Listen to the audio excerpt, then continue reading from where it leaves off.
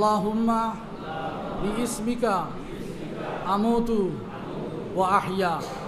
দেখবা বিস্মিকা হইবা না, বিইসমিকা। ও আরবিতে আবার উচ্চারণের মধ্যেও ওলা করব। দেখুন একটা শব্দ কইলে আপনারা বুঝি লইবা।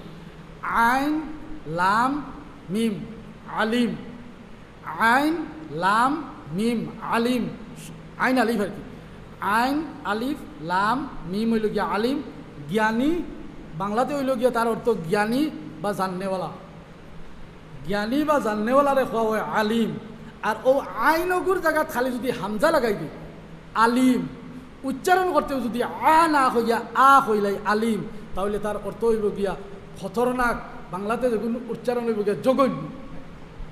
খানো জ্ঞানী আর খানো জঘন্য দিয়া আছে। ওটার লাগি আরবি উচ্চারণ করতে, ওটার লাগি হোক আগর দিন তফসিরে দর্শন নানি ও কোরআনে করিম রে শুদ্ধ উচ্চারণ লাগি আল্লাদা একটা জ্ঞানও রাখা হয়ে গেছে ইলমে তজুইদ। ইয়া যে ইলমে তজুইদর মারফতে কোরআন শরীফ শুদ্ধভাবে তিলাওয়াত করা যায়।